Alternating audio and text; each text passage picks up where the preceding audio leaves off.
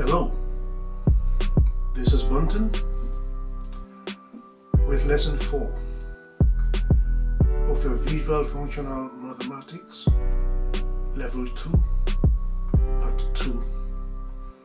And this time we're dealing with perimeters.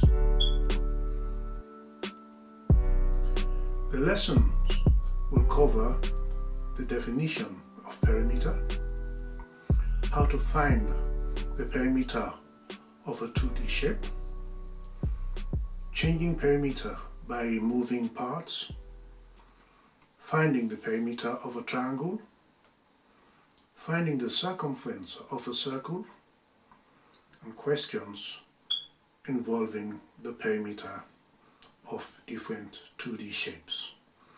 By the way, this is lesson 4 of part 2, measuring, and the topic is perimeter. The keywords we will be familiar with are perimeter, shapes, circles, triangles, lengths, circumferences, radius, and diameter. Let's look at finding the perimeter of a shape, the basic rules and definitions. The perimeter is the distance around the outside of a shape. My usual example is, if you want to understand in real life what the perimeter is, if you go into the stadium, in the middle of it is the pitch where we play footballs and do other sports. But then when we're running, we run around the perimeter of the stadium.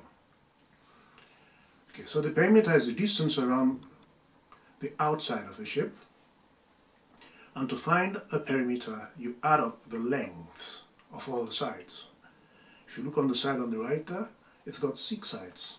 It looks like a rectangle because it's got several right angles, but you need to take into account the difference. So all you need to do is, once you have all the dimension, the figures round, you simply add them together. In this case, it's 7 plus 3 plus 2 plus 2 plus 5 plus 5 centimeters, which is 24 centimeters. If your test is an on-screen test, that is for you who are living in the UK, then get a piece of paper and actually draw the figures so that you're able to see them visually. That helps. For those of you who might not be in the UK, get your exercise books. Your exercise books, preferably books with square lines, so that you'll be able to draw any shape as accurately as possible. Let's look at finding the perimeter of basic shapes. To find the perimeter of a square, all you have to do is add the dimension you're given. If it's only one side you're given the figure of, then you know a square is equal on all 4 sides. So you add 3 plus 3 plus 3 plus 3, which is equal to 12. Or 3 times 4 is equal to 12. If it's a rectangle and you're given the 2 adjacent sides, then 9 centimeters times 2, because the opposite side is equal, plus 3 centimeters times 2, again because the opposite sides are equal, and you add them all up together. Or you can simply just add it straight around. 9 plus 3 plus 9 plus 3, which is equal to 24 centimeters. Let's look at a slightly more complex one now. It's a bit harder to find the lengths of unknown sides if you're not dealing with rectangles. But it's good to know the basic properties of rectangles and squares. That can help. What is the perimeter of the shape on the right? It's a 6-sided shape with some bits missing. First, you need to work out the missing length. This is where knowing the properties of a rectangle or a square comes in. The full height of the shape is 8 centimeters. Look at the arrows, please. So these 2 lengths must add up to 8 centimeters, the 5 centimeters plus the missing length. So missing length is 8 centimeters minus 5 centimeters, which is 3 centimeters. Now you have your figures, you can find your perimeter, which is 8 plus 7 plus 5 plus 3 plus 3 plus 4, which is equal to 30 centimeters. Let's look at changing a perimeter by removing parts. This is a little bit more complex, but it's very straightforward when you know how. So let's find out how to do it. The perimeter of the shape on the right is 30 inches. The shaded part is removed. What is the perimeter of the shape that is left over? So you have 3 inches plus 3 inches plus 7 inches. Because the shaded part is a rectangle, the bottom line is 3 inches. But what is the shape of the missing line? That's what they're asking before you can find the perimeter. So let's look at it. The shaded part is 3 by 7 rectangle. The bit of its perimeter that is also part of the perimeter of the whole shape, which is 3 plus 3 plus 7 plus the missing bit, which is 3, so you have 16 inches. Right? Because you only have half of the opposite side to the 7 inches height, you leave that out. But that's not the answer. What is the answer of the missing bits? That's what we want to find out. The shared edge becomes an outside edge when the shaded part is removed. Its length is 7 minus 3, which is equal to 4 inches. Look at the arrow, please. Subtract the perimeter of the outside bit of the shaded part from the total perimeter, but add on the length of the shaded edge, because that is part of the outside bit as well.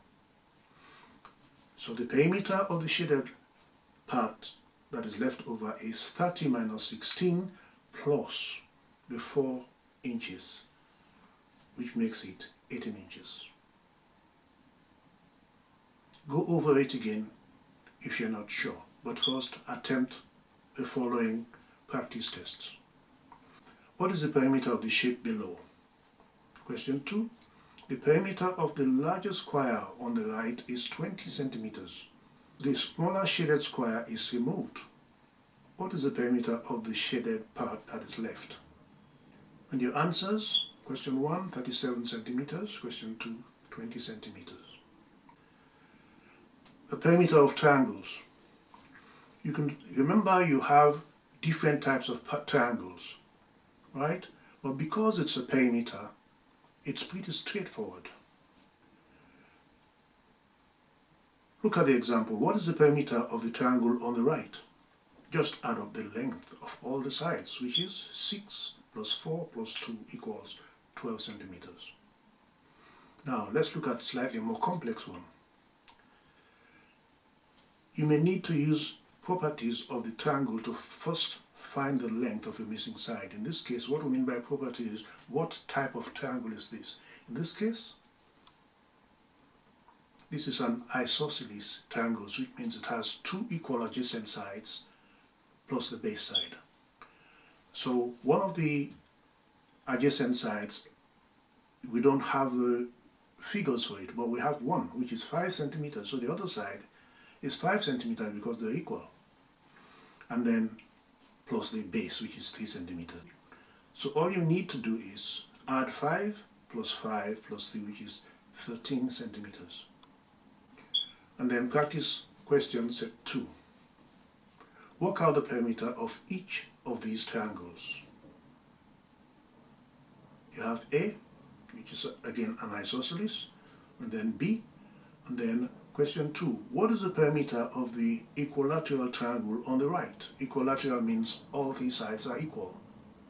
So you have one side, then it's easy to work out what the other 2 sides are. Question 3. A line of symmetry has been drawn on the triangle on the left. So one side is 7 centimeters and half the base is 2 centimeters, that is, which is formed by the line of symmetry. So how do you find the perimeter of the whole triangle? That is what the question is about. And these are your answers. Question 1A, 8 centimeters. B, 14 centimeters. Question 2, 9 centimeters. And question 3, 18 centimeters. Lengths in circles have special names. This is important because when you're working with circles, you have to be very careful. The diameter is the distance from one side of a circle to the other, passing through the center. The radius is the distance from one side of the circle to the center, which is half the diameter. Now, questions can come in that gives you maybe the circle but not the diameter, sometimes the diameter but not the radius. Okay? You need to figure out how to get the figure you need to do your work. The circumference is the perimeter of the circle, the distance all the way around the edge, as you can see from the 3 diagrams on the right. So finding the circumference of a circle. To work out the circumference of a circle, you have to use a special number called pi. You either write pi using the symbol P or the Greek symbol, which always looks like one of the Stonehenge pillars. Pi is a decimal number that goes on forever. To 3 decimal places, it is 3.142. If your calculator has a P button, you can use that, just like any other number. You might be told what value to use in place of pi. For example, 3.14 is pi, or 3.142 is also pi, or 22 divided by 7 also is pi. But the number of decimal places could give you a problem, so you need to read the question carefully and just answer the question using the number of decimal places you're asked to use. If not, work it out and give your answer in 2 decimal places. So the formula of calculating the circumference of a circle is pi times diameter, not radius, diameter. Example, find the circumference of this circle. Give your answer to 2 decimal places. Circumference of a circle is pi times diameter. In this case, the diameter is 8 centimeters. So you just fill in your numbers. 3.14 times 8. That is your circumference. Your pi is 3.142. Sometimes you're asked to use 3.14. And then you multiply by 8, which is the diameter. And then you'll have 25.13274. Bring it to 2 decimal places, which is 25.13. Depending on the formula for diameter you used, you might have an answer as 25.136. It doesn't matter, just round it up to 25.14 because the decider 6 is greater than 4. Practice question set 3. Find the circumference of each of these circles. Give your answer to 2 decimal places. A, you're giving the radius. That can be a catch, be careful. And then B, you're giving the diameter. So you know what to do. Your answer, practice question set 3. Question 1A, 37.70. Why 70? Because you're specifically asked to give your answer to 2 decimal places. And then question 1B is 21.99 centimeters. So before we go, let's summarize what we've learned.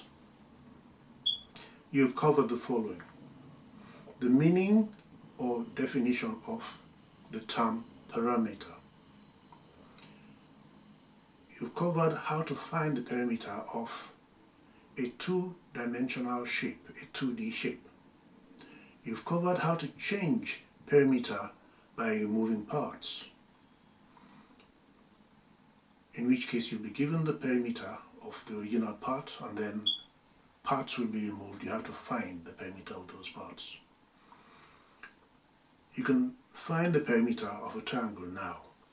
You've also covered how to find the circumference of a circle and how to deal with questions involving perimeters of different shapes. And that is our lesson for today. I hope you've enjoyed it.